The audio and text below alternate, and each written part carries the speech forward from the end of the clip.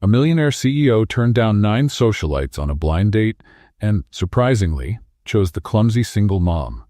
And the reason left his mother shocked.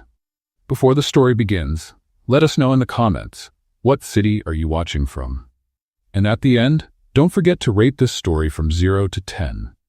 Enjoy the story. Seriously, this is never going to work, muttered Layla Parker as she stared at the glowing sign of the fanciest restaurant in Boston. Wearing a dress borrowed from her sister and holding her son Josh's hand, she sighed.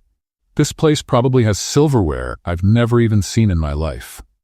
This is the restaurant, replied her younger sister Riley, hiding her face behind the steering wheel. You just have to go in, make him regret ever being born, and boom. Date over. The plan was simple, or at least that's what Riley said.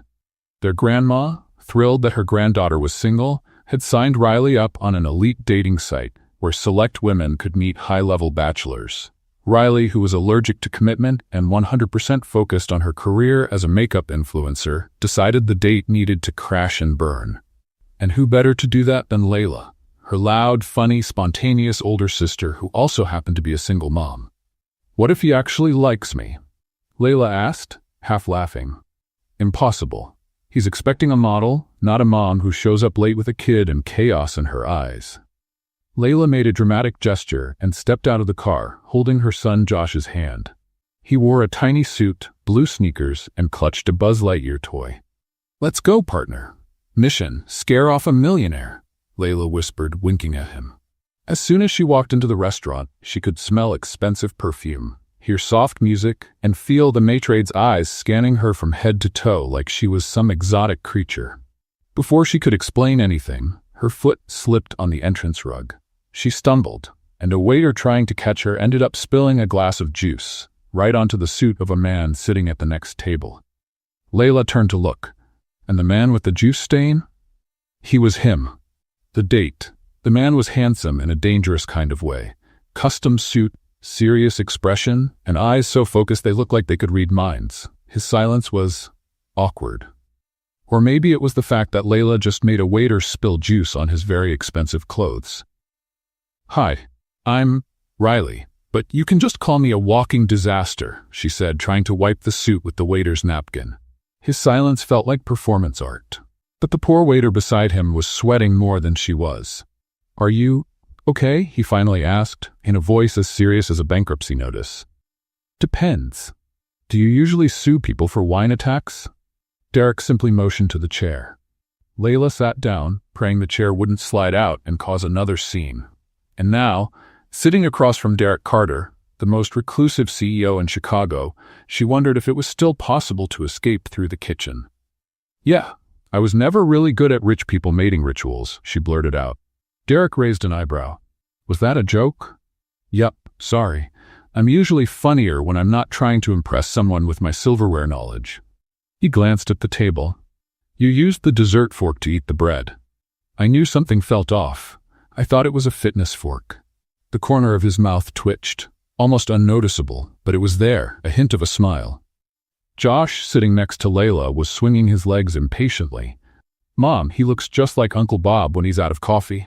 He's serious, sweetheart. He's a CEO. I think CEOs are made of seriousness and spreadsheets. Derek looked at the boy, curious. You're 5 years old? He asked. 5 years, 2 months, and 8 days. But I'm growing, okay? I can make popcorn all by myself. Layla's eyes went wide. Sweetheart, you don't. And I know when my mom's nervous, she talks fast and makes too many jokes, like now. Layla buried her face in her hands. Great. Why don't you tell him I snore and sneak chocolate cereal at night too? Josh grinned at Derek and leaned forward. Do you want to be my new daddy? The silence that followed was so thick you could have cut it with a butter knife. Layla froze. Josh. What? You're nice. You look like a cartoon hero and you make mommy blush. That's a good start, right? She was fully expecting Derek to get up and leave. But to her total surprise, he laughed. Really laughed. A low, genuine laugh, like it had been stuck somewhere deep in his chest for a long time. Layla froze. She'd never heard anything about him laughing. Not in interviews. Not online. Not even on Google Images. Well, that's new, he muttered, adjusting his jacket. What is? Laughing on a date, or laughing at all? Layla didn't know what to say. She wasn't there to impress anyone. And definitely not to get involved with a CEO who looked like he just stepped out of a luxury magazine. All she wanted was to make sure he gave up and ended this comedy of errors as quickly as possible. But now, with Derek laughing and Josh looking at the two of them like some kind of little Cupid, things were dangerously getting out of control. "Okay, time to be honest," she said, looking straight at him. "I'm not who you think I am. My name's Layla, not Riley. I came here in my sister's place because she didn't want to come. I have a son, this one, and I have nothing to do with this fancy world, all elegant and full of mysterious spoons." Derek stared at Layla for a few seconds. She took a deep breath, waiting for a lecture, but he simply said, "Thank you for coming." She blinked. "What? This was the best dinner of my week, maybe even my month." Josh smiled. "So, are you going to be my new dad?" Layla covered her face again. Derek just laughed, again. But Layla didn't pay attention. She just wanted to get out of there and go back to her regular life with loose pajamas and instant noodles. Little did she know that the city's most reclusive and most desired millionaire was now very curious about her and Josh, and it wouldn't be so easy for Layla to get rid of him. Derek Monroe watched Layla with that expression that usually made employees break into a sweat and investors rethink their decisions. But this time, something was different. His eyes didn't leave her, not for a second. While the other women on previous dates talked about yachts, jewels, and trips to Europe, Layla was talking to the waiter about his favorite baseball team. "Really, you root for the Red Sox?" "Poor thing," she said, making a dramatic face. "I root for the Patriots, but I feel your pain. Sometimes we choose to suffer on purpose." The waiter laughed so hard he nearly spilled the water pitcher. Derek frowned. In the 9 previous dates, not a single woman had even looked at the restaurant staff. They were too busy trying to impress him with talk of modern art and French wines. "What about you, Derek? What's your team?" Layla asked, turning to him with those bright eyes. "I don't have time for sports," he replied automatically. "Oh right, you must be too busy counting money and scheduling more meetings to plan more meetings." Josh raised his little hand. "Can I pick dessert, Mom?" "Of course, sweetheart. Pick a big one. Life's too short for small desserts." Derek watched the interaction. Layla didn't check the prices on the menu, didn't ask if he was paying. She simply let her son choose whatever he wanted, like it was the most natural thing in the world. "I want the chocolate sundae with 3 scoops of ice cream," said Josh, excited. "Perfect choice, buddy. What about you, Derek? Want something sweet, or are you sticking with your usual stress diet?" He looked at her. No woman had ever spoken to him like that. Direct. Straightforward, not trying to impress. "Why don't you treat me like the others do?" he asked, curious. Layla shrugged. "What do you mean? Like a demigod who came down from Olympus to bless us with his presence?" "Something like that." "Oh, because you're just a guy. A rich, good-looking kind of uptight guy, but still just a guy. I bet you lose your keys sometimes and get nervous speaking in public." Derek blinked twice. How did she know he hated giving speeches? "Besides," Layla went on, "money doesn't make anyone special. My neighbor, Miss Martha, is 80 years old, lives in a tiny apartment, and makes the best cookies in the world. She's way more interesting than any millionaire I've ever met. You know other millionaires? Actually, you're the first. And honestly, I'm not that impressed so far."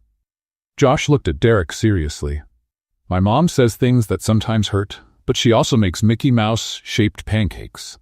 "That's an important skill," Derek said, not knowing what else to say. "Super important," Layla agreed. "Because real happiness doesn't come from a bank account. It comes from badly shaped pancakes on Sunday mornings and watching cartoons in pajamas." Derek felt something strange in his chest. When was the last time he watched TV? Or wore pajamas? Or did anything that didn't involve spreadsheets and reports? "You look sad," said Josh, tilting his head. "Like those business guys in movies who work too much and forget how to smile." "Josh," Layla said, trying to scold him, but she was laughing. "What? It's true. He looks like he hasn't played in a long time." Derek looked at the boy. 5 years old and already better at reading people than his 40-year-old advisors. "Playing isn't exactly productive," he said. "Productive?" Layla repeated, looking surprised. "Wow, you turned fun into a business meeting. That's sad, even for CEO workaholic standards." "Workaholic?" Someone addicted to work. It's when a person works so much they forget there's life outside the office, like you. Derek stayed quiet. She wasn't wrong. You know what your problem is, CEOs like you?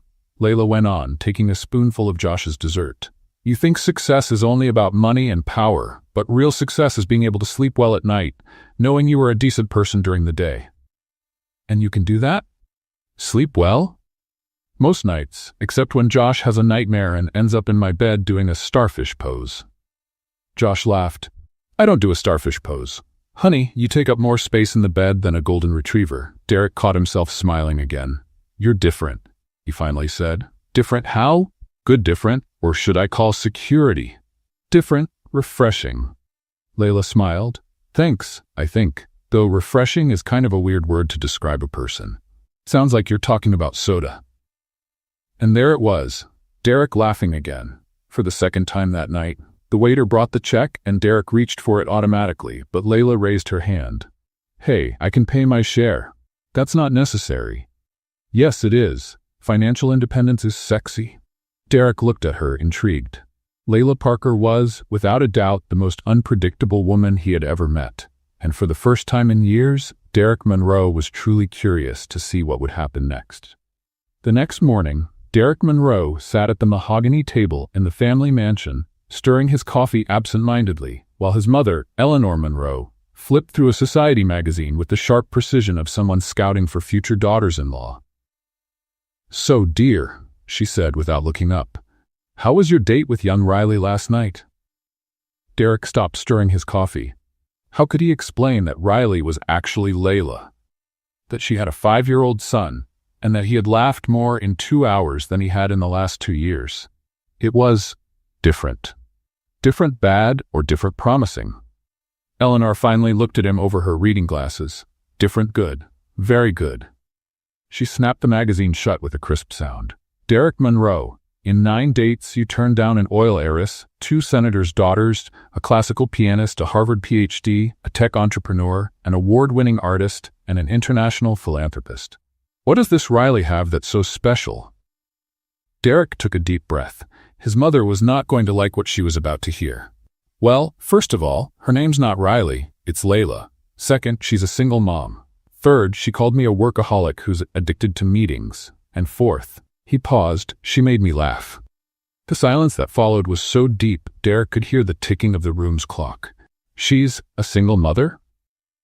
Eleanor repeated, as if she were translating a sentence from another language. She has a 5-year-old son. Josh. He asked me if I wanted to be his new dad. Derek braced himself for an explosion, for a lecture about family legacy, reputation, how the Monroes didn't mix with those kinds of people. Instead, Eleanor clapped her hands. How wonderful. Excuse me? Derek, you smiled while talking about her. I haven't seen you genuinely smile since, well, ever. And a single mother shows responsibility, maturity. Besides, I've always wanted to be a grandmother. Derek blinked several times, thinking he might be having some sort of early morning hallucination. Mom, are you feeling okay? Should I call the doctor? I'm perfectly fine, thank you. Actually, I'm thrilled. When do I get to meet her? You want to meet her? Of course I do. A woman who made my son laugh must be someone special. And the little boy, too. What's his name again? Josh? Derek was officially in shock.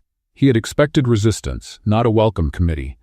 Mom, maybe it's too soon to... Nonsense, dear. I'll organize a family lunch here at the house. Nothing too formal, just the 3 of us.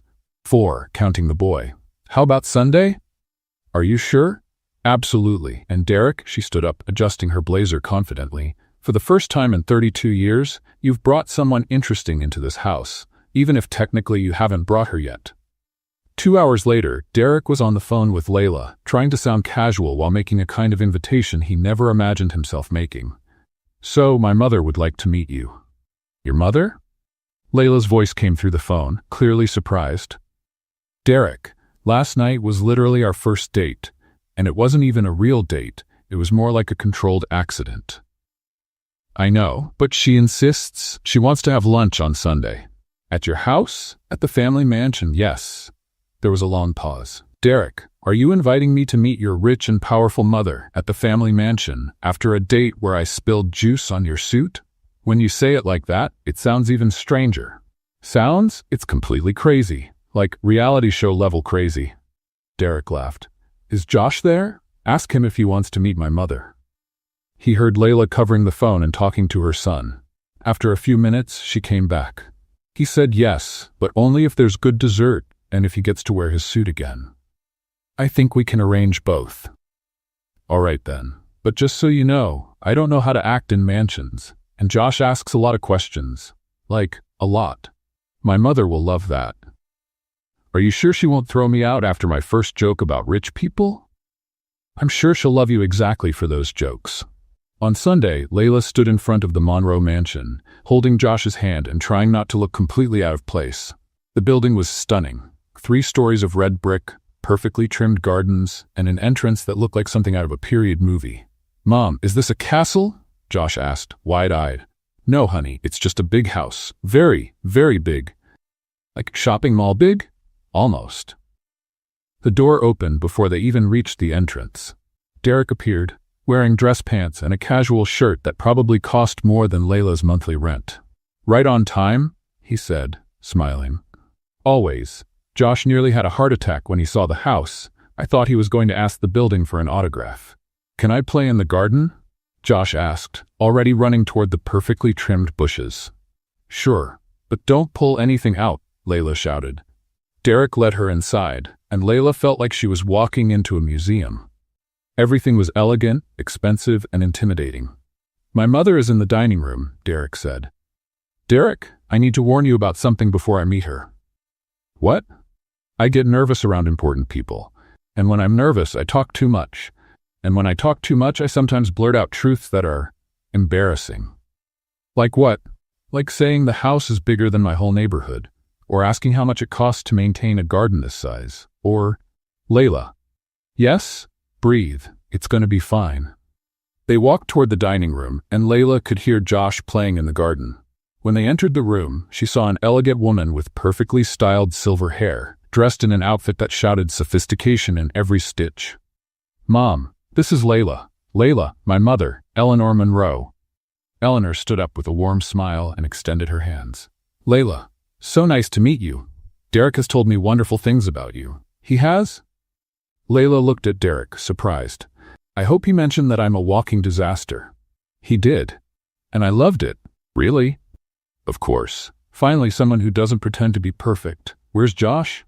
Exploring your garden. He promised not to pull anything, but I can't guarantee he won't try to climb a tree. Eleanor laughed and Layla relaxed a little. Good. This house needs more life. Derek's always been so proper. Mom, Derek warned. What? It's true. You never broke a vase, like never made a mess, never had friends over to play. So serious. Ah, so that's why he looks like someone who eats etiquette manuals for breakfast, Layla said without thinking. The silence lasted 2 seconds before Eleanor burst out laughing. Perfect. Absolutely perfect. Derek shook his head but was smiling. They headed to the table, and the conversation flowed naturally when Josh ran in. Mom, there's a pool outside that's bigger than our living room. Josh, whisper when you're in someone else's house, Layla said. Nonsense, said Eleanor. Josh, would you like to see the library? It has books with pictures of dragons. Dragons? Really? As Eleanor took Josh to explore the house, Layla and Derek were left alone in the room. Your mother is surprising, said Layla. Not the reaction I expected, Derek admitted. And what reaction were you expecting? Honestly, that she'd politely ask you to leave. That could still happen. Lunch hasn't even started yet. Derek was about to reply when they heard footsteps at the entrance. Eleanor appeared at the door with Josh, but they weren't alone. A blonde woman, dressed in an expensive outfit and wearing an expression full of contempt, entered the room like she owned it. Derek, darling, what a surprise to find you here. Layla recognized the tone immediately. It was the same one saleswomen used with her in fancy stores, fake and condescending. Derek stiffened. Vivian? And this must be the replacement, Vivian said, eyeing Layla from head to toe. Layla felt the air grow heavy in the room. Lunch had definitely gotten a lot more interesting, and potentially disastrous. Derek, darling, I hope I'm not interrupting anything important, she said with a smile that didn't quite reach her eyes. Eleanor frowned. Vivian, I don't recall inviting you to lunch. "Oh, Mrs. Monroe, I was just passing by and thought I'd stop in. You know how much I enjoy our talks about charity and social events." Layla watched the look exchanged between Derek and Vivian. It was obvious there was some history there, and judging by the way Derek's shoulders stiffened, it wasn't a pleasant one. "Vivian, this is Layla," Derek said, his voice tense. "Layla, Vivian Sterling." Vivian reached out a perfectly manicured hand, but her eyes scanned Layla like she was inspecting a second-hand item in a thrift store. "Nice to meet you," Layla said, shaking her hand. "Pretty dress. Looks expensive." "Oh, it is. Valentino. But I'm sure you've never heard of the brand." Layla forced a smile. "Actually, I have. I saw it in a magazine at the dentist's office, right next to a toothpaste ad." Eleanor covered a laugh with a cough, but Vivian didn't find it funny. "So tell me, Layla, what do you do for a living?" "At the moment, I'm between jobs, but I've worked in lots of different places." "How interesting, and where exactly?" Derek stepped in.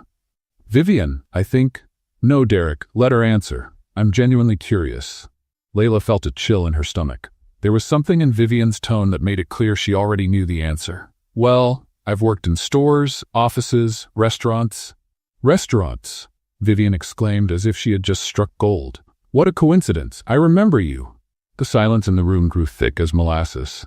"Excuse me?" Layla asked, trying to keep her voice steady. "Bella Vista, downtown. You were a waitress there, weren't you?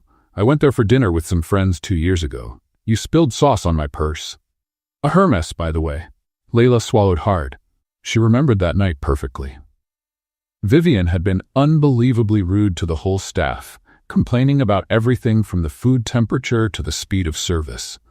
"Oh yes, I remember. You were the customer who made 3 waitresses cry in one night." "I just have high standards," Vivian replied, lifting her chin. "And now here you are, at the Monroe's home, sitting at their table. What an interesting progression." "Vivian," Derek said, his voice dangerously low, but Vivian was just getting started. "No, Derek? It's fascinating. A waitress who spills sauce manages to slip into one of the most respected families in Boston. I have to admit, it's a creative strategy." Layla felt her face heat up. Josh chose that exact moment to come running in from the library. "Mom, Mrs. Eleanor showed me a book with dragons that talk." "That's great, honey," Layla said, trying to keep her voice calm. Vivian looked at Josh like he was a particularly annoying bug. "And this must be the little accessory?" she said with a poisonous smile. "Excuse me?" Layla said, standing up. "Well, it's obvious, isn't it? Single mom, cute child, lonely CEO. It's practically a step-by-step guide on how to catch a rich man. You must have planned it all, from the accidental meeting to bringing the kid along to melt his heart." The silence that followed was so deep Layla could hear her own heartbeat. "Vivian Sterling," Eleanor said, "I suggest you leave my home. Now." But Vivian wasn't finished. "Mrs. Monroe, I just think you should know who your son is getting involved with. This woman is clearly an opportunist. Waitresses don't belong in our circles." Layla looked around the room. Eleanor was furious.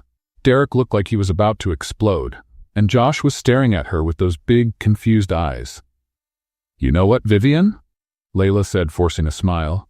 "You're right. I really was a waitress. And you know why? Because I wasn't born with a silver spoon in my mouth. Because I work to support my son. Because I'm proud to earn my own money, even if it means serving people who think they're better than me." She took Josh's hand. "And you know the difference between you and me? I sleep well at night knowing I'm a decent person." Vivian let out a sarcastic laugh. "What a touching speech. But that doesn't change the fact that you don't belong in this world." "You're right," Layla said, picking up her purse. "I don't belong. Josh, let's go." "But Mom, I wanted to see more dragons." "We'll see dragons at home, honey, on the tablet." Derek stood up so fast his chair nearly fell over. "Layla, wait." But she was already walking out of the room, pulling Josh by the hand. She crossed the entrance hall with quick steps, trying to keep her dignity while feeling her eyes burn. "Layla," it was Derek's voice behind her. She stopped at the door but didn't turn around. "You don't have to say anything, Derek. She's right. I don't belong in your world." "She's wrong. Completely wrong." Layla turned around. Derek was standing just a few feet away with an expression she had never seen on him before. Anger, determination, and something else she couldn't quite name. "Vivian is a bitter person who can't accept that someone might be genuine," he went on. You don't need to prove anything to anyone, especially not to her. Derek, no, let me say this. In 32 years, you're the first person who's made me laugh for real. The first person who treated me like a regular human being. The first person who made me want to be better. Eleanor appeared at the door, just as Vivian was being escorted out by a staff member. Layla, dear, please don't let that viper ruin our lunch. I was enjoying getting to know you and Josh. Mrs. Monroe, I appreciate that, but no buts. Vivian Sterling is a despicable creature who's been thrown out of 3 country clubs for inappropriate behavior. You, on the other hand, are exactly the kind of person this family needs. Josh tugged on Layla's skirt. Mom, why was that lady mean to you? Layla knelt down to his level. Sometimes, sweetheart, people are mean when they're scared or jealous. She was jealous of you? Maybe. Well, she should be. You're the coolest mom in the world. Derek smiled. I couldn't agree more. Layla looked at the 3 of them, Eleanor with her protective, motherly expression, Derek with that genuine smile she was starting to fall for, and Josh, who always knew the right thing to say to make everything better. All right, she said finally, but if another crazy ex-girlfriend shows up, I'm running and not coming back. Deal, Derek said, laughing. They went back to the dining room, and the conversation gradually returned to the light, easy tone from earlier. Josh was telling Derek all about the dragons from his books. Eleanor was asking Layla about her favorite recipes, and Derek seemed more relaxed than she had ever seen him. That's when Josh, right in the middle of a story about his Buzz Lightyear toy, casually said, Oh, and Derek, if you ever want to visit us, just go to Miss Landlady's house and take the stairs down. We live in the basement apartment. It's small, but there's a little window where you can see people's feet walking on the sidewalk. Derek froze, his fork midair. You live in a basement? It's really cool, Josh went on, completely unaware of the new tension in the room. Miss Betty lets us use her kitchen sometimes, and when it rains a lot, just a little bit of water comes in. But that's fun because I can play pirate and make boats. Layla closed her eyes. The silence after Josh's comment about the basement was so heavy she could feel the weight of Derek's and Eleanor's eyes on her. She tried to force a casual smile. Like living in a damp basement was the most normal thing in the world. Josh, sweetie, you don't need to tell all the details about our home, she said, trying to keep her tone light. But it's nice, Mom, and Miss Betty makes cookies sometimes. Derek set his fork down, clearly disturbed by what he had just heard. Layla, do you really live in a basement? Technically, it's a garden-level apartment, she corrected, with a forced smile. With its own entrance and everything, kind of like a, underground loft. Eleanor frowned. Dear, that can't be safe for a child. It is safe, Layla said quickly. Miss Betty is sweet, and the neighborhood is quiet. And besides, it's what I can afford. Derek leaned forward. How much do you make from the work you do? Layla hesitated. Talking about money always made her uncomfortable, especially around people who clearly never had to worry about bills at the end of the month. Well, I do a few gigs, work at events, sometimes help out in temporary offices, sell a few things online. It's enough to get by, you know? And living in the basement, the garden-level apartment, I don't pay much rent, so there's more left for the basics. Basics, Derek repeated, as if trying to understand a foreign concept. Food, clothes for Josh, school supplies, just normal stuff for regular people. Eleanor shook her head, visibly concerned. And your sister? The one who was actually supposed to go on the date? Does she live with you? Riley? Oh, no. She lives with our grandma. Grandma Helen has a big house and loves the company. And why don't you live there too? Derek asked. Layla let out a laugh. Because my grandma is, let's say, very opinionated and bossy. If I move in with her, I'll have to listen to her constantly saying I need to get married, that Josh needs a father figure, that I should wear more makeup, and that I should find a real husband. Josh made a face. Grandma Helen talks really loud and always asks when Mommy's going to get a boyfriend. Exactly. And I don't want to be a burden. Besides, independence is important, even if it's a little damp sometimes. Derek stayed quiet for a moment, clearly thinking. Eleanor watched the exchange with growing interest. Layla, Derek finally said, I have a proposal for you. Uh-oh, she muttered. When rich men make proposals, I usually take that as a sign to run. Eleanor laughed. Don't be so dramatic, dear. I have an apartment, Derek continued, ignoring the comment. It's where I lived before moving into my current loft. It's empty, fully furnished, and in a safe neighborhood. Layla looked at him, skeptical. Derek? You and Josh could stay there, temporarily, until you get more settled. That sounds dangerously close to charity. It's not charity, it's practical concern. Josh should have a safe place to play without worrying about leaks. Layla crossed her arms. And what do you get out of it? Derek thought for a moment. Well, I need help with a charity event for the company. Someone creative, good with people. You could work with me on it. A real job. Paid. Oh, said Layla, relaxing a bit. So it would be a trade? Exactly. You help me with the event, I provide a safe place for you two to live. Everybody wins. Josh clapped his hands. Can I have my own room? Josh? Layla scolded. Yes, you can, Derek said, smiling at the boy. With a real bed and everything. Layla looked around the table. Eleanor was smiling encouragingly, Josh was practically buzzing with excitement, and Derek had that sincere look she was starting to trust. All right, she said finally, but with a few conditions. Which ones? First, I pay the bills, electricity, water, internet.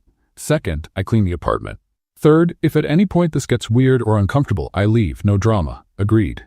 And fourth, she pointed her finger at him, no trying to save me or turn me into some fancy society lady. I am who I am. Derek smiled. I wouldn't change a thing about you. 3 days later, Layla was sitting in a conference room at Monroe & Associates, a room bigger than her entire old apartment. Derek had explained that the charity event was to raise funds for children's education programs, and she was going through past proposals. So, she said, flipping through the papers, you usually host fancy dinners where rich people give speeches about how important it is to help underprivileged kids? Basically, yes, Derek admitted. And does that actually work? Define work. Do people really care, or do they just want their photo in the paper? Derek stopped typing and looked at her. Are you always this direct?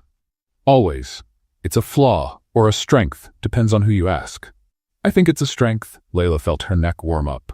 Well, here's my opinion. You need to stop doing boring events. No one connects emotionally with numbers on a spreadsheet. And what do you suggest? A fair, with games, fun activities, good food. Bring the kids you're trying to help. Let people meet them in person. Derek leaned forward, interested. Go on. Set up stations where the kids can show what they're learning.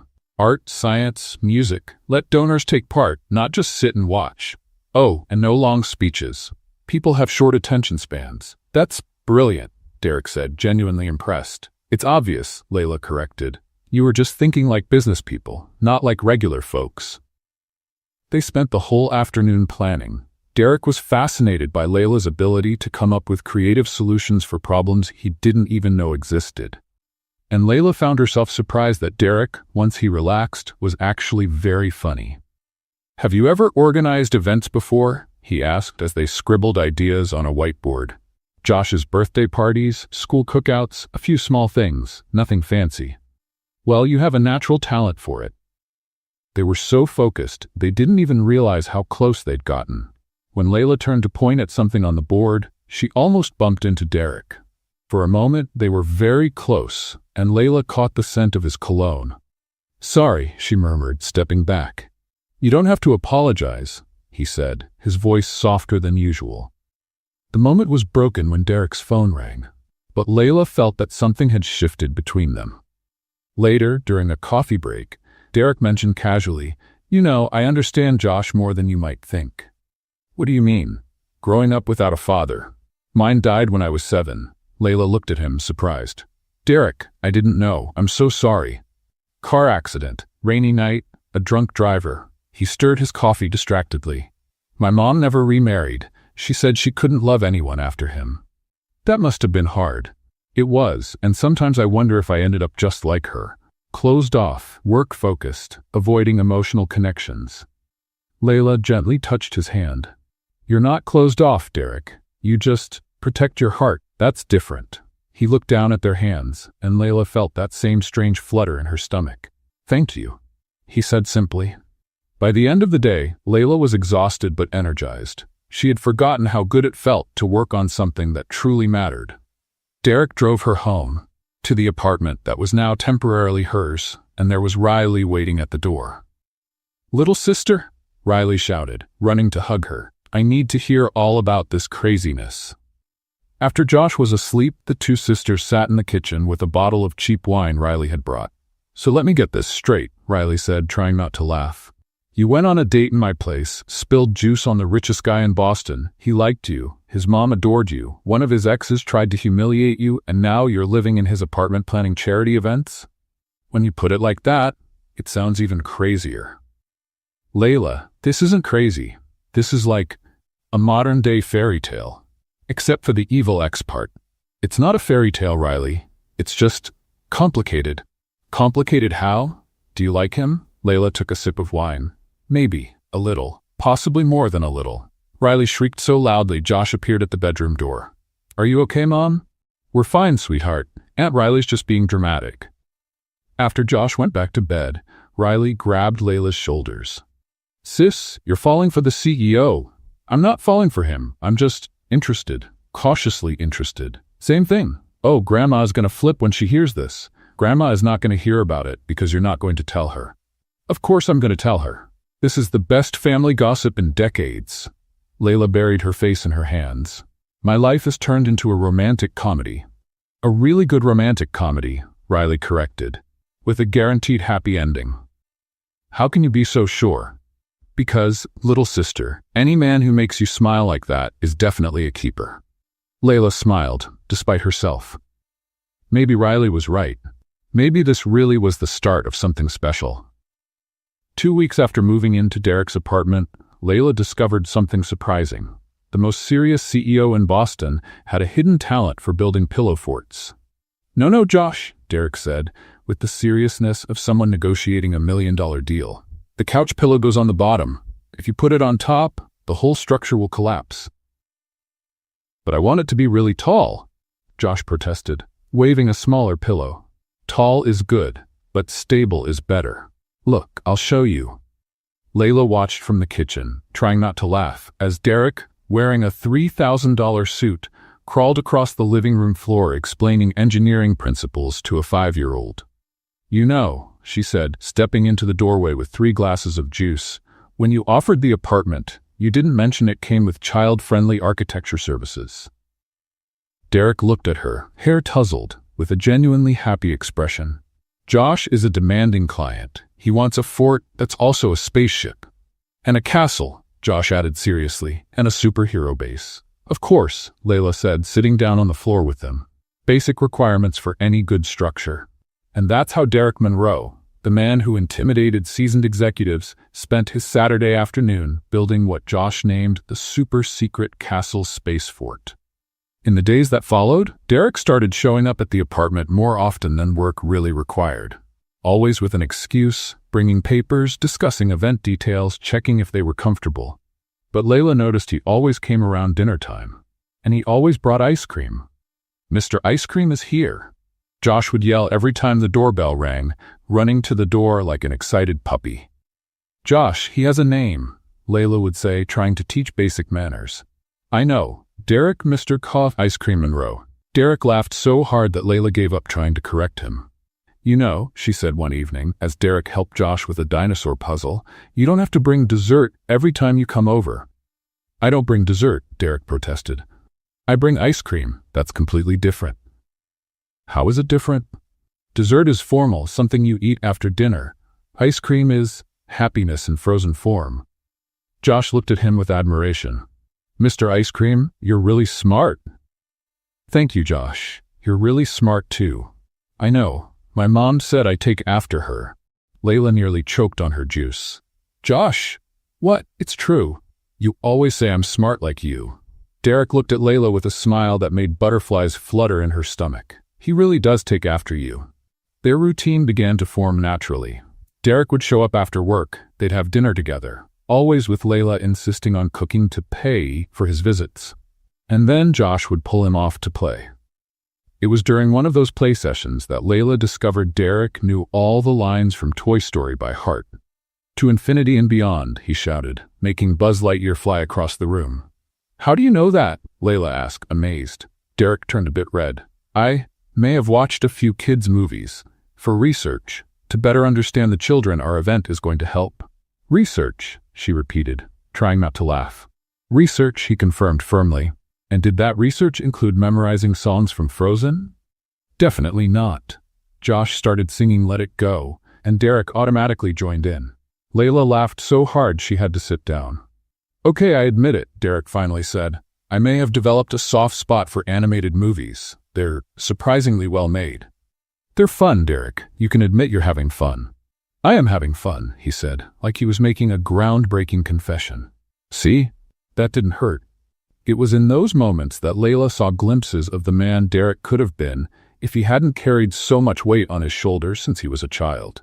He laughed easily, made silly jokes, and looked genuinely happy.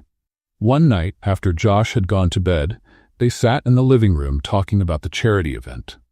Registrations are going well, Derek said, showing her the numbers on his tablet. I think your idea for the fair is going to work. Of course it will. Kids are irresistible when they're just being themselves. Like Josh. Exactly. He has a gift for making people fall in love with him in 5 minutes. Derek was quiet for a moment. He's not the only one. Layla felt her heart race. Derek? Sorry, I shouldn't have said that. Why not? Because it complicates things. Because you work with me. Because Josh is starting to get attached, and I don't want to hurt him. Because I don't know how to do this right. Layla moved closer to him on the couch. Do what right? This. Us. Whatever this is. You know what I think? What? I think you overthink everything. Sometimes the best things in life happen when you stop trying to control everything. Derek looked at her, and for a moment, Layla thought he was going to kiss her. But then the doorbell rang. Who could that be at this hour? She murmured, glancing at the clock. It was almost 9 at night.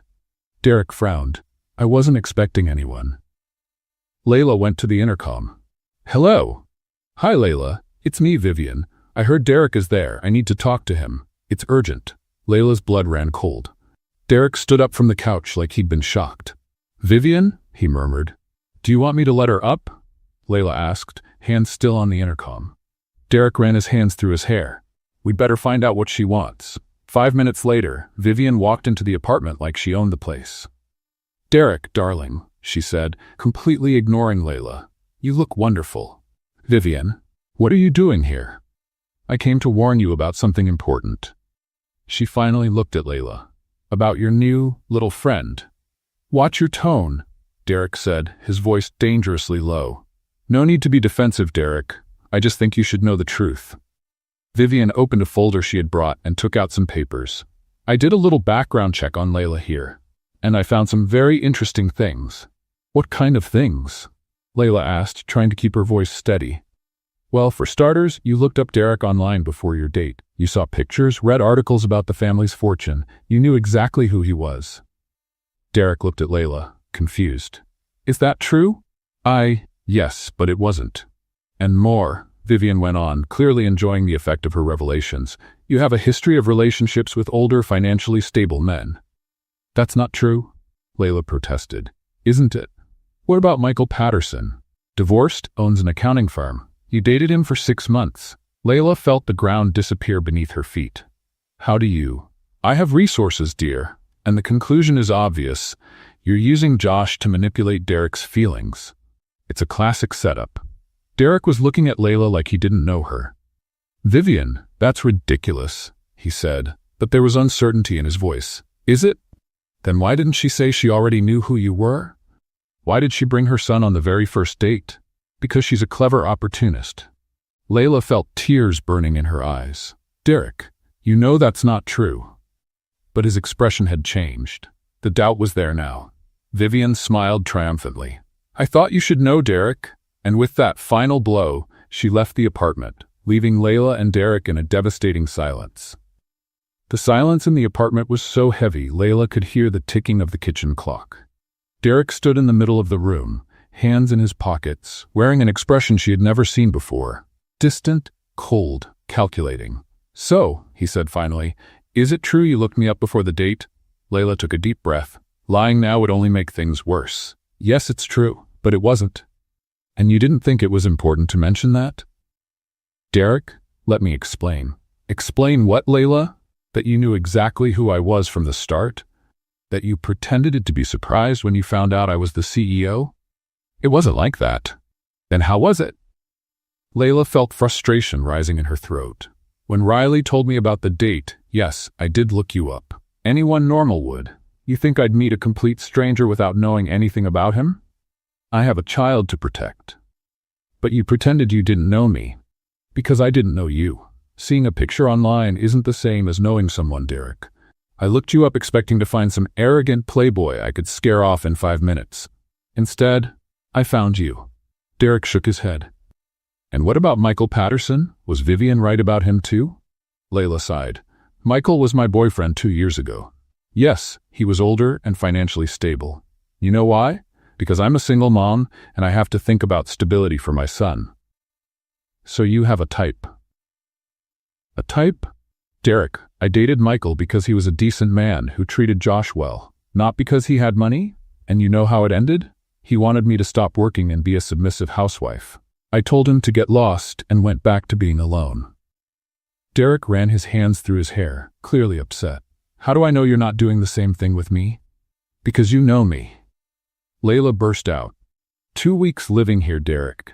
2 weeks of seeing me cook, clean, work on the event, play with Josh. Do you think I'm that good of an actress? I don't know what to think anymore. Then think about this. If I only wanted your money, do you think I'd be here arguing with you? I'd have agreed with everything you said, made you feel amazing, and tried to get you to marry me. Derek didn't say anything, but Layla could see the doubt still there. Instead, she went on, I called you a workaholic on our first date, made jokes about your rich lifestyle, and insisted on paying my own bills. What kind of gold digger does that? Maybe a very smart one. The words hit like a slap. Layla felt the air leave the room. Wow, she said, her voice tight. So that's what you really think of me. Derek realized he had gone too far, but his wounded pride held him back. Layla, I didn't mean, yes you did, and you know what? Maybe Vivian is right, maybe I really don't belong in your world. That was when Josh appeared in the bedroom doorway, rubbing his eyes and holding his Buzz Lightyear. Why are you yelling?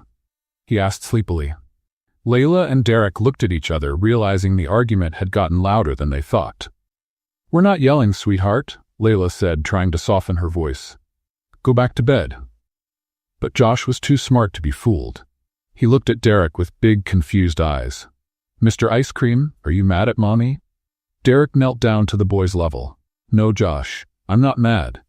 Then why are you talking like people on TV when they're getting divorced? The innocent question hit them both hard. Layla felt tears welling in her eyes. Josh, Derek and I are just friends. Friends sometimes disagree. But you're crying, the boy said, walking over to Layla. And Mr. Ice Cream looks sad. Derek looked at Josh and then at Layla. For a moment, his expression softened, but then he remembered Vivian's words about the evidence and that feeling of being deceived. Josh, he said, standing up, I have to go now. Are you coming back tomorrow? The boy asked, hopeful. Derek hesitated. I don't know. Josh started to cry. Not the dramatic kind of crying kids do when they want something, but quiet, heartbreaking tears, the kind that come when you're losing something important. You don't like us anymore? He asked, clinging to Derek's leg. It's not that, Josh. Then why don't you want to play with me anymore? Did I do something wrong? Layla knelt down and hugged her son. You didn't do anything wrong, sweetheart. Sometimes adults make things more complicated than they need to be. Derek looked at the two of them, his heart breaking, but stubbornness and pain still winning. I have to go, he said, grabbing his coat. Derek, please. Layla tried, but he was already walking out the door. Layla stayed on the floor, holding Josh, listening to Derek's footsteps echoing down the hallway. When the elevator doors closed, she finally let the tears fall. Mommy, did we make Mr. Ice Cream leave? Josh asked between sobs. No, honey. Sometimes people leave not because we did something wrong, but because they're scared. Scared of getting hurt, scared of trusting, scared of loving. That night, after Josh finally fell asleep, Layla stayed up packing. She couldn't stay in that apartment any longer. It was clear that Derek believed Vivian's lies, and she wasn't going to stay where she wasn't welcome. Meanwhile, Derek was in his loft, staring at the wall, trying to understand why he felt so empty. He had made the right decision, hadn't he? Protected himself from someone who might be using him? Then why did it feel like he had just lost the most important thing in his life? He tried to work, but couldn't focus. He turned on the TV, but every channel seemed to be showing kids' shows. He tried to sleep, but all he could hear was Josh's voice asking if he'd come back tomorrow. Derek Monroe, the CEO who never showed weakness, found himself crying for the second time in his adult life. The first time had been at his father's funeral. This was much worse. The next day, while Derek was trying to return to his regular routine at the office, Eleanor Monroe was at the family mansion receiving an unexpected visitor. The man at the door was thin, nervous, and holding a worn leather briefcase. "Mrs. Monroe? My name is Robert Chen. I'm a private investigator. I need to speak with you about a job I did for Vivian Sterling." Eleanor invited him in, intrigued. "About what exactly, Mr. Chen?" "About Layla Parker, and about how I was pressured to exaggerate some information." Eleanor sat down in the armchair, suddenly very interested. "Go on." Robert opened the briefcase with trembling hands. "Vivian Sterling paid me to look into Layla Parker's life. I did find some real information, like her past with Michael Patterson and the fact she looked up your son online. But Miss Sterling, she wanted more." "More of what?" "She wanted me to fake evidence that Layla was a serial gold digger. She threatened to report me for illegal practices if I didn't go along. I have a family, Mrs. Monroe.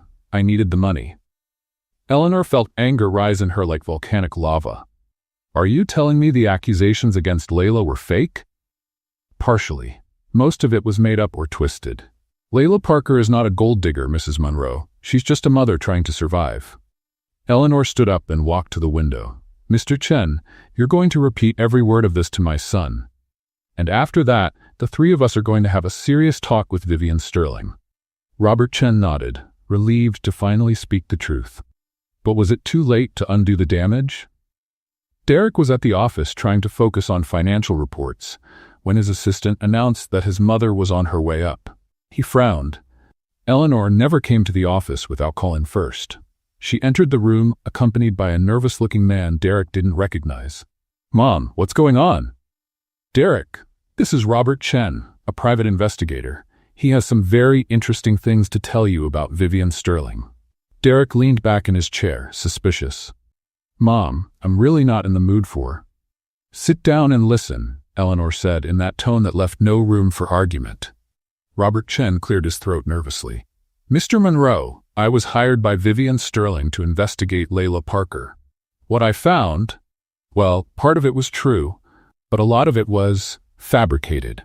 "What do you mean, fabricated?" Robert opened the briefcase and showed him some documents. "It's true that she looked you up online. It's true that she dated Michael Patterson, but Vivian Sterling pressured me to exaggerate the rest, to suggest there was a pattern of gold-digging behavior that simply doesn't exist." Derek felt his stomach twist. "Go on." "Mr. Monroe, I looked deeply into Layla Parker's life. She worked as a waitress, a sales clerk, a nanny, did all kinds of jobs to support her son. She never accepted government help when she could work. She never took anyone to court for child support. She never tried to take advantage of wealthy men." Eleanor leaned forward. "Tell him the part about Michael." Robert flipped through his papers. "Michael Patterson. They dated for 6 months. He wanted her to stop working and live off of him. She ended the relationship because, in her own words, recorded in a conversation with her sister, 'I'd rather starve than lose my independence.'" Derek swallowed hard. "And why did Vivian do this?" "She told me you belonged to her, that she had invested too much time in your relationship and wasn't going to let some nobody ruin her plans." Eleanor slammed her hand on the table. "That snake! Derek, do you realize what you've done?" Derek ran his hands over his face. I messed everything up." "Messed up? You destroyed it. You took a genuine, honest woman who was falling in love with you and treated her like she was after your money." "Mom, don't mom me." "Robert, you can go. Thank you for having the decency to tell us the truth." After the investigator left, Eleanor gave her son a look he hadn't seen since he was a teenager. "Derek Monroe, if you let that woman get away, you're a bigger fool than I thought." "I know, Mom. I know I made a terrible mistake." "Mistake? Derek, you broke her heart, and Josh's too. That little boy adores you, and you just vanished from his life. Derek stood up, pacing. What do I do now? How do I fix this? Go after her. Ask for forgiveness. Beg if you have to, and hope she's more generous than you deserve. Derek didn't waste a second. He left the office like it was on fire and drove straight to the apartment, the one he had offered to Layla and Josh. When he got there, he ran up the stairs 2 at a time. He knocked on the door, called Layla's name, but there was only silence. He used the spare key he had kept. The apartment was empty. Not just empty of people, empty of life. The furniture was all there, but the toys Josh used to leave in the living room were gone. The crayon drawings on the fridge were gone. Layla's scent was no longer in the air. Derek walked into the room Josh had used. The bed was neatly made, but on the pillow was a folded piece of paper. With trembling hands, he opened it. It was a crayon drawing, 3 figures, a brown-haired woman, a small child, and a tall man in a suit, all of them smiling, holding hands. Below, in Josh's uneven handwriting, it said, "Mr. Ice Cream, find me when you want to be my dad for real." Derek sat down on the bed and cried, not caring about dignity or appearances. He picked up his phone and called Layla. Voicemail. Called again. Voicemail. 10 more times. All straight to voicemail. Then he remembered. She had mentioned living in a basement before moving into the apartment. Mrs. Betty's house. Derek jumped up and drove to the address listed in the company files. It was a modest neighborhood with small, well-kept homes. He found house number 847 and went down the stairs to the basement entrance. He knocked. Nothing. Knocked again. Harder. Still nothing. "Can I help you?" Derek turned around. A gray-haired woman stood at the back door of the main house. "Mrs. Betty?" "That's me. Who's asking?"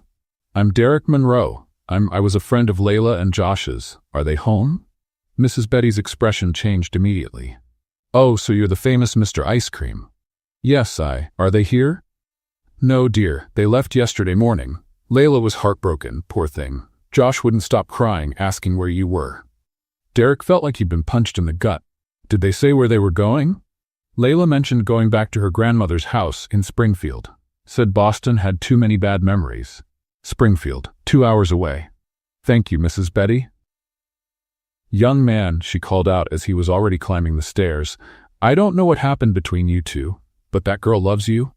And Josh, that little boy talks about you like you're some kind of hero." Derek nodded, unable to speak. He got back into his car and drove straight to Springfield, calling his office on the way to cancel all of his appointments for the day. When he arrived in town, he realized he had no idea where to find Layla's grandmother. Springfield wasn't exactly a big city, but it was still large enough. He stopped at a gas station and asked the attendant if he knew a Parker family. Parker. Oh yes, Mrs. Helen Parker? Lives on Maple Street. Yellow house with a white picket fence. Everybody knows Mrs. Helen. Derek thanked him and followed the directions. The house was exactly as described. Yellow, with a spotless white fence and a garden that looked like it belonged in a magazine. He parked in front and sat in the car for a few minutes, rehearsing what to say. "Sorry for being a jerk" seemed like a good start. Derek stepped out, straightened his tie, and walked to the front door. He took a deep breath and rang the bell. Footsteps approached, and the door opened to reveal a short, elderly woman with white hair and sharp eyes. "Can I help you?" "Mrs. Parker, my name is Derek Monroe. I'm looking for Layla and Josh." The woman's expression shifted to something between curiosity and suspicion. "Are you the CEO who broke my granddaughter's heart?" Derek swallowed hard. "Yes, ma'am. And I'm here to try and fix what I broke." Layla's grandmother looked him up and down like a general inspecting soldiers. "All right," she said finally, and to Derek's surprise, she opened the door and invited him in. Grandma Helen Parker led Derek through the living room, filled with family photographs and furniture that clearly held decades of memories. "Have a seat," she said, pointing to a floral-patterned couch. "Coffee?" "Yes, please," Derek replied, trying to process the situation. Layla's grandmother was more intimidating than any executive he'd ever dealt with. "So," Helen said, returning with 2 cups, "you're the man who made my granddaughter cry for 3 days straight." Derek lowered his head. "Yes, ma'am, and I came here to make amends. I know. The thing is, they're not here." Derek looked at her, confused. "What do you mean? Layla and Josh? They're not here, dear." Derek's heart dropped. But Mrs. Betty said that they came to Springfield, and they did. They stayed here for 2 days, with Layla crying and Josh asking every 5 minutes when Mr. Ice Cream was coming. Helen sighed. It was heartbreaking. So where are they now? Layla got a job, children's party entertainer in Hartwell, the next town over. She said it was better that way, that starting fresh in a new place would help her forget you. Derek stood up, anxious. Is Hartwell far? 20 minutes by car. But Derek, Helen placed a hand on his arm. Are you sure about this? Because if you show up there and then change your mind again, it's better for everyone if you just leave now. Derek looked at Layla's grandmother with all the sincerity he could muster. Mrs. Parker, I made the biggest mistake of my life. I love your granddaughter, and I love Josh like he's my own son. If she gives me a second chance, I'll spend the rest of my life proving I deserve it. Helen studied him for a moment, then smiled. Good answer. Now go after my girl. As Derek drove toward Hartwell, Layla was standing in the middle of a suburban backyard, dressed like a rainbow fairy and trying to keep 15 6-year-olds entertained. And now, she said, waving a toy wand, let's do some magic. Everyone close your eyes and count to 3. The children followed her instructions, and Layla took the chance to blow bubbles into the air. 1, 2, 3. Open your eyes. The children's joyful screams made Layla smile, even if it was a tired smile. A week ago, working with kids brought her joy. Now, every happy laugh reminded her of Josh asking when Derek would come back. Fairy lady, a little girl said, are you sad? No, sweetheart, just a little tired. My mom gets like that when she fights with my dad, but they always make up after. Layla felt her chest tighten. If only it were that simple. Everyone, the birthday girl's mom called. A special surprise just arrived. Layla frowned. She hadn't scheduled any extra surprises. What do you think it is? One of the kids asked. That's when they saw it. A tall man in a full ice cream mascot costume walking into the yard. The outfit was complete. Giant vanilla ice cream head, cone-shaped body, the whole thing. The kids went wild. Ice cream! Ice cream! They shouted, running toward the mascot. Layla stood frozen. There was something familiar about the way the mascot moved, the posture, the way he waved to the kids. It couldn't be. The mascot walked toward her, and even through the costume, Layla could feel he was looking straight at her.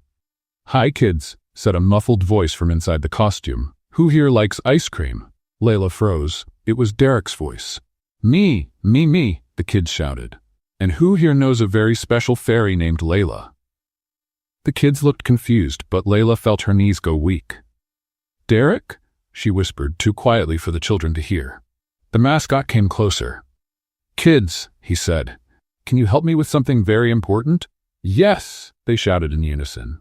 I need to ask someone very special to forgive me. Do you think she'll forgive me? Yes, they answered, thinking it was all part of a game. Derek, because it was definitely Derek inside that costume, turned to Layla. And what about you, Fairy Layla? Do you think you can forgive a very sorry ice cream? Layla felt tears burning in her eyes. Derek, what are you doing here? Trying to fix the biggest mistake of my life. The children were starting to get restless. Mr. Ice Cream, take off your head. We want to see your face, one boy shouted. Derek hesitated for a moment, then started removing the giant costume head. When his face appeared, messy hair, sweaty, but with the most sincere expression Layla had ever seen. The kids went quiet for a moment. Wow, one girl said, you're handsome. Derek ignored the comment and knelt down on the grass in front of Layla, still wearing the rest of the ice cream costume. Layla Parker, he said, his voice trembling. I came to ask for forgiveness, from both of you. Derek, she began, but he raised his hand. Please, let me speak. I was an idiot.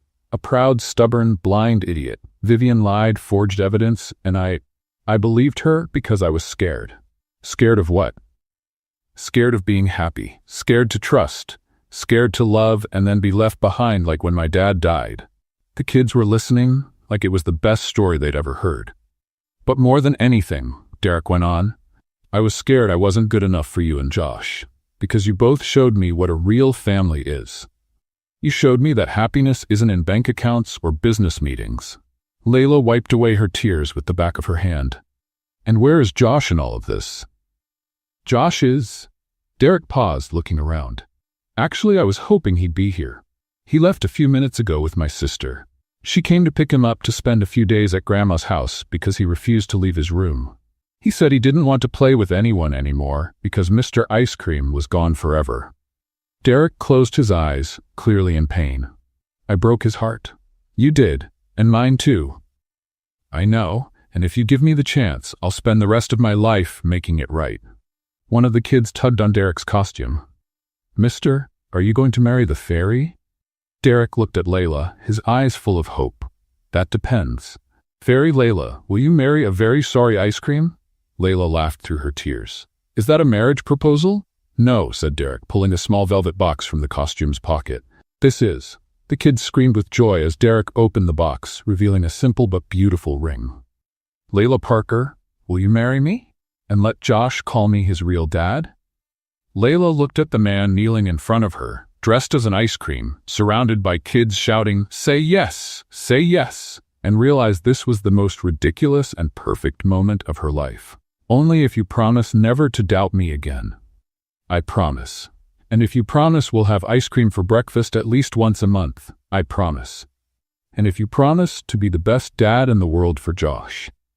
I promise, Derek said, his voice breaking with emotion. Layla held out her hand. Then yes, I'll marry you. The children erupted in celebration as Derek slipped the ring on Layla's finger and kissed her in the middle of the yard, still dressed as a giant ice cream cone. Now, said Layla, when they pulled apart, let's go get Josh. He needs to know Mr. Ice Cream came back. The return to Grandma Helen's house was epic. Derek was still wearing the ice cream costume when they walked in, and Josh, who was sitting sadly on the couch watching cartoons, jumped up like he'd seen a ghost. Mr. Ice Cream, he shouted, running into Derek's arms with so much force he almost knocked him over.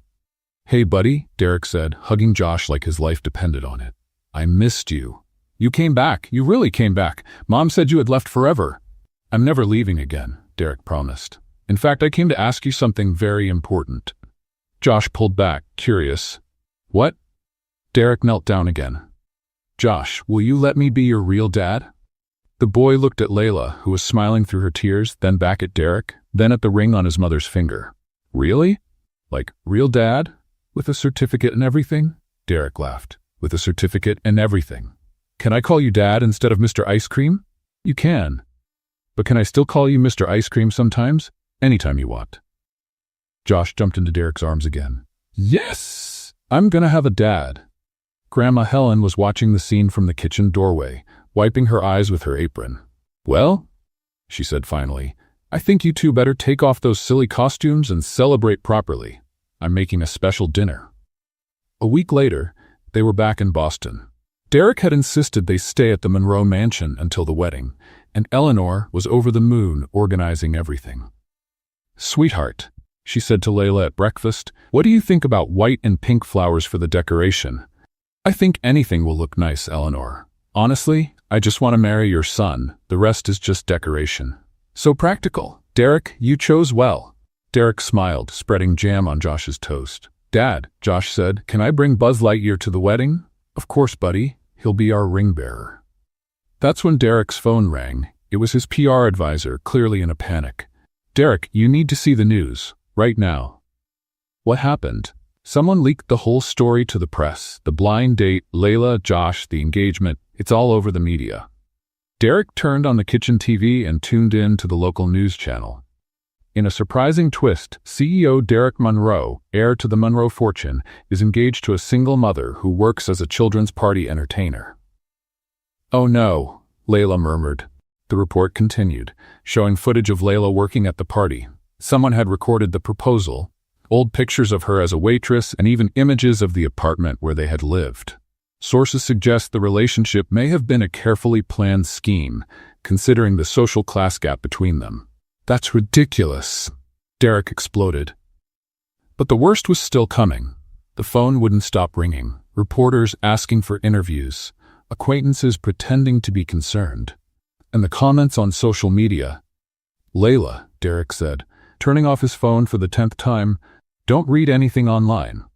Why? Is it that bad? Eleanor, who was scrolling through her tablet, made a face.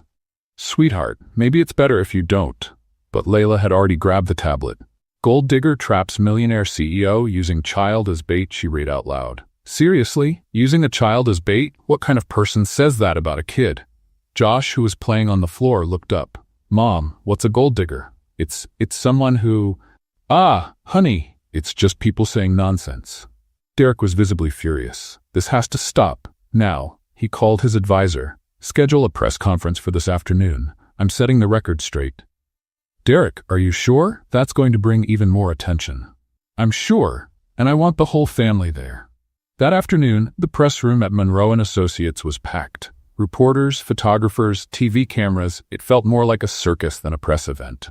Derek walked in with Layla, Josh, and Eleanor. Layla was nervous but tried to stay calm.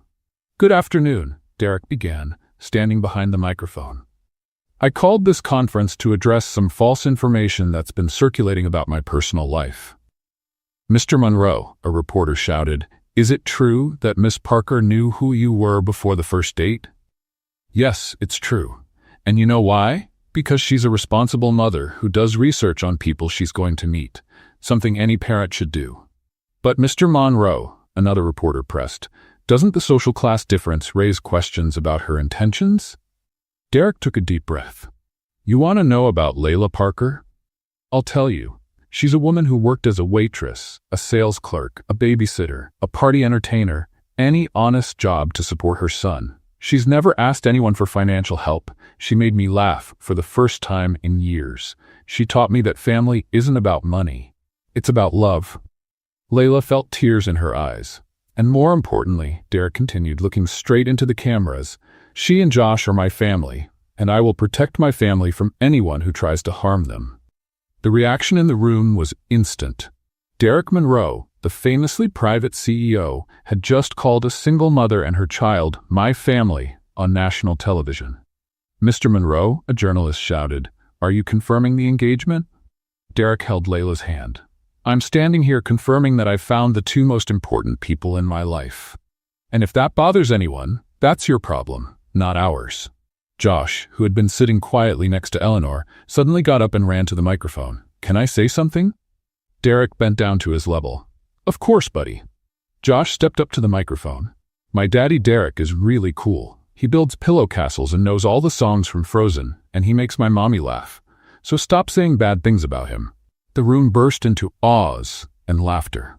Even the most cynical journalists smiled. In the days that followed, the public reaction was surprisingly positive.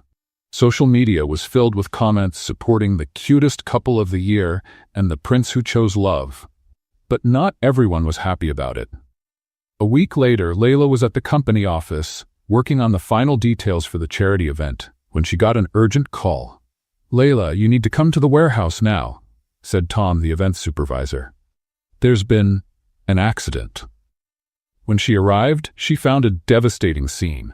All the event decorations were destroyed, popped balloons, torn banners, supplies scattered across the floor. What happened here? She asked, horrified. We don't know, Tom said, avoiding her gaze. But, Layla, I've got bad news. What bad news? The board decided it's better if you don't coordinate the event anymore. With all this media attention, they think your presence might distract from the charity's mission. Layla felt like she had been punched. They're firing me? It's temporary, just until things settle down. Layla looked around at the wrecked warehouse, tears burning in her eyes. Someone had deliberately sabotaged her work, and now she was being punished for falling in love with the wrong man. Or maybe, with a man who was too right. Layla walked out of the ruined warehouse with a mix of anger and determination she hadn't felt in years. She drove straight to the Monroe mansion, where she found Eleanor having tea in the garden. Eleanor, I need your help, she said, her eyes still red. Sweetheart, what happened? You look heartbroken. Layla told her about the sabotage and the dismissal. Eleanor listened quietly, but her expression grew more furious by the minute. Those cowards, she exploded. Firing you because of media attention? As if that's your fault. Eleanor, the event is tomorrow. They'll either cancel everything or turn it into one of those boring dinners they always do. The kids who are looking forward to it will be so disappointed. Eleanor stood up, determined. No, they won't. We're going to make this event happen. How? We don't have decorations. We don't have company approval. Layla, dear, you're talking to Eleanor Monroe. I've been running charity events for 30 years. And more importantly, I have a group of volunteers who love a good challenge. 2 hours later, the Monroe mansion had become a full-blown command center. Eleanor had called all her high society friends, who arrived with cars full of decorations, food, and more energy than any professional planner could dream of. "Margaret, did you bring the balloons?" Eleanor shouted. "Got them." And Susan brought the folding tables. Layla watched the whirlwind of elegant women working like a construction crew, all determined to save the event. "Eleanor," she said, "this is amazing, but what about the venue?" "The company canceled the convention center." Eleanor smiled. "Who needs a convention center when you have the Monroe Mansion garden?" "Your garden." "But Eleanor, we're expecting over 200 people, and we'll welcome all of them, in style." All night long, they worked. Layla felt like the director of a comedy movie, leading a mission that seemed impossible. Eleanor's friends turned out to be surprisingly creative, and more importantly, a lot of fun. "Layla," said Margaret, a 60-year-old woman who was on a ladder decorating a tree, "Derek made the right choice. Any woman who can get Eleanor to stay up working past 2 a.m. is special." On the morning of the event, Layla was nervous but confident.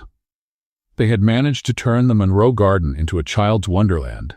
Colorful tents, activity stations, a small stage, and even a chocolate fountain. "What if no one shows up?" Layla asked Eleanor as they adjusted the final details. "Sweetheart, when Eleanor Monroe sends out last-minute invitations, people show up." And they did. Starting at 10 in the morning, families began to arrive. First slowly, then in waves. The children ran straight to the activities, and the parents looked visibly impressed with the setup. Layla was at the face-painting station when she saw Derek arrive. He stopped at the edge of the garden, clearly surprised by what he was seeing. "Mom!" Josh shouted, running toward her with his face painted like a superhero. "Daddy, Derek is here." Derek walked closer, still trying to take it all in. "Layla, what is all this?" "It's the charity event. Eleanor's garden version." "But I thought you were—" "That they had fired me?" "They did, but no one told me I couldn't organize my own event." Derek smiled, that genuine smile she loved. "You're amazing." "I'm stubborn. It's different." The event was a total success. The kids had more fun than at any formal event Derek had ever sponsored. There were dance performances, an impromptu talent show, and even a play put on by the children themselves. Layla was at the center of everything, coordinating activities, joking with the parents, organizing the performances. Derek watched from a distance, impressed by her natural leadership and charm. It was during the children's presentation that everything changed. An 8-year-old girl stepped onto the little stage and took the microphone. "Hi everyone, I'm Emma, and I want to thank Aunt Layla for making this event happen." The other kids began clapping, and soon the parents joined in. "Aunt Layla is the coolest person in the world," Emma went on. "She made us feel special." A spontaneous chant broke out, "Layla, Layla, Layla." Layla blushed, trying to gesture for the kids to stop, but they pushed her up onto the stage. "Guys, she began into the microphone, nervous. "I just wanted you to have fun, because you're all amazing, each and every one of you." "Tell a joke, Aunt Layla," a little boy shouted. Layla laughed. "A joke? Okay. Why did the charity event cross the road?" "Why?" the kids yelled. "To get to the other side." "Of generosity." The kids laughed like it was the funniest thing they'd ever heard. "You know," Layla continued, more at ease, "I'm not rich. I don't have a mansion or fancy cars. But today, you made me feel like the richest person in the world." That was the moment Derek couldn't stand still anymore. He walked up to the stage, climbed the steps, and gently took the microphone from Layla's hands. "Excuse me," he said to the crowd, which immediately quieted down. "My name is Derek Monroe, and I need to say something." Layla looked at him, confused. "This woman standing beside me," Derek continued, wrapping an arm around Layla's waist, "was fired yesterday because someone thought she wasn't good enough to organize one of our company's events." Whispers of indignation spread through the crowd. "Well, I have news. As of today, Layla Parker no longer works for Monroe & Associates." Layla felt her heart drop. She is now the executive director of the new Parker Monroe Foundation, dedicated exclusively to children's events, with an unlimited budget and full independence. The crowd erupted in cheers and applause. Layla stared at Derek, speechless.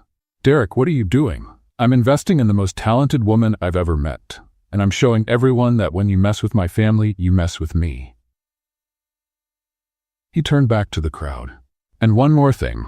Layla Parker, will you marry me, right here, right now, in front of all these wonderful people? The garden went completely silent for 2 seconds, then exploded in the loudest cheer Derek had ever heard. Layla laughed, cried, and shouted, "Yes," into the microphone. And that's how the most spontaneous and heartwarming proposal of the year went viral online, with more than 10 million views in 24 hours. 5 months later, Layla was hiding behind a tree in Boston's Central Park, peeking at her own wedding celebration and trying not to laugh at the scene in front of her. "Eleanor, the chairs are crooked," shouted Margaret, the same lady who had helped with the charity event. "Margaret, darling, it's a wedding in the park, not a military graduation," replied Eleanor, overseeing everything with the precision of a general. "But the photos will look terrible." "The photos will look authentic, much better." Layla watched the two women argue over the arrangement of the colorful plastic chairs scattered across the lawn. Derek had insisted that the wedding be just like them, simple, fun, and full of children. "Lam, are you hiding from your own party?" asked Riley, appearing beside her in a light pink dress and low heels, the only concession she had made to wedding protocol. "I'm not hiding. I'm observing strategically." "Aha, and what's your strategy?" "Not tripping over the dress, not crying off my makeup, and making sure Josh doesn't release the rings too early." Riley laughed. "He's super nervous. He's been practicing his speech for a week." "Josh is giving a speech?" "You didn't know?" Derek taught him. "Apparently, it's going to be about how he got a dad and how you two are the best team in the universe." Layla felt her eyes fill with tears. "Oh no, it hasn't even started yet, and I'm already crying." "Hey," Riley said, holding her sister's shoulders, "you deserve this. After everything you've been through, you deserve a fairy tale ending." "It's not a fairy tale, Riley. It's better. It's real." Derek appeared on the other side of the park, wearing a light gray suit and talking with the pastor they'd chosen, a young, easygoing man who officiated outdoor weddings. "Wow," Riley murmured. "Your fiancé looks... wow." "Stop staring at my husband," Layla said, laughing. "He's not your husband yet, and I can look, I just can't touch." "Will you two stop hiding?" Eleanor shouted from a distance. "We've got a wedding to start." The ceremony was exactly what Layla had dreamed of, if she had ever known how to dream up something so perfect. The colorful chairs were filled with an eclectic mix of guests. Suited executives sitting next to children from the foundation in their best clothes, high society friends chatting happily with Layla's co-workers, and in the middle of it all, Grandma Helen, wearing a bright purple hat and a smile that lit up the entire park. Josh sat in the front row, holding a little pillow with the rings tied on with colorful ribbons, practicing his official ring-bearer stance. "Now remember," Eleanor said, as she took her place beside the pastor, "I hand the rings to Josh, and Josh gives them to the pastor. That's it." "What if I drop them?" Josh asked, nervous. "Then we pick them up and keep going," Derek said, kneeling beside him. "Weddings are about love, not perfection." The music began. Not the traditional wedding march, but a whole new world from Aladdin, Josh's personal choice, which Derek had approved instantly. Layla appeared at the end of the makeshift aisle, and Derek felt like he was seeing her for the first time. Her dress was simple, white, knee-length, with short sleeves and a cut that made her look beautiful without being flashy. But it was her smile that took his breath away. She walked down the aisle alone, because she had insisted, "I don't need to be given away. I know exactly where I want to be." When she reached the small altar, Derek took her hands. "Hi," he said simply. "Hi," she replied. "You ready for this?" "Born ready." The pastor smiled. "Dear friends, we're gathered here today to celebrate not only the union of Derek and Layla, but the creation of a family. A family built not by chance, but by choice, by love, and by an impressive amount of ice cream." Laughter rippled through the park. "Derek," the pastor continued, "would you like to say your vows?" Derek took a deep breath. "Layla, when you spilled juice on my suit, I had no idea you were pouring color into my life. You taught me that family isn't about perfection. It's about being present. I promise to be present for you and for Josh every day of my life. I promise to always bring ice cream, and I promise we'll build the best pillow fort in the world." Layla was laughing and crying at the same time. "Derek, when I agreed to go on that date pretending to be my sister, I never imagined I was walking into a love story. You turned our comedy of errors into a romantic comedy with a happy ending. I promise to always make you laugh.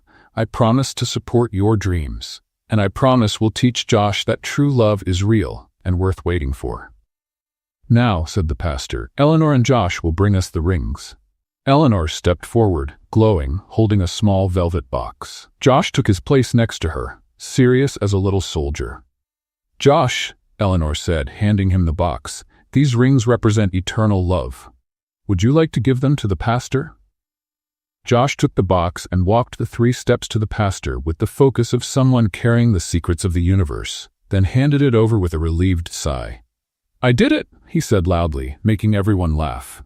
Derek and Layla exchanged rings, and just as the pastor declared them husband and wife, Josh shouted, "Finally!" before they even kissed. The kiss was sweet, simple, and perfect, and when they pulled apart, Josh ran over and hugged both of their legs. "Now we're a real family," he said. "We always were," Derek replied, lifting Josh into his arms. The celebration that followed was the perfect mix of elegance and fun.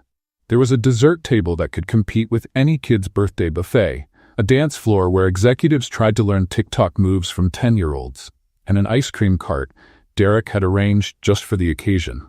During their first dinner as a married family, Josh stood up with a glass of apple juice in his hand. "I'd like to make a toast," he announced. All conversations stopped. "To my mom, who is the bravest person in the world. To my dad, Derek, who builds the best pillow forts. And to me, because now I have 2 dads, and that's really cool." The applause was overwhelming. Later, while the kids were playing and the adults were chatting happily, Layla and Derek stepped away from the party for a moment. "So," said Derek, wrapping an arm around her waist, "how does it feel, Mrs. Monroe?" "Strange, but a good kind of strange." She smiled, looking at the party. "You know, when Riley convinced me to go on that date in her place, all I wanted was to scare off an arrogant millionaire and go home." "And did you manage to scare him off?" "Completely. The problem is, I fell for the kind man hiding underneath the millionaire." Derek kissed her forehead. "So, what's the final verdict?" Layla looked at Josh, who was teaching Eleanor how to make giant soap bubbles, at Riley, who was taking selfies with her high society friends, at Grandma Helen, who was dancing with a 70-year-old executive, and finally at Derek, the man who had turned her life into something she never even knew was possible. That was the best switch I ever made. And as the sun set over Central Park, the Parker Monroe family danced under the stars, surrounded by love, laughter, and the promise of many more adventures to come. What did you think of Layla and Derek's story? Let us know in the comments. Rate this story from 0 to 10. What's your score? Subscribe to the channel and turn on notifications so you won't miss any of our stories. And check out more touching stories by clicking right here on the end screen.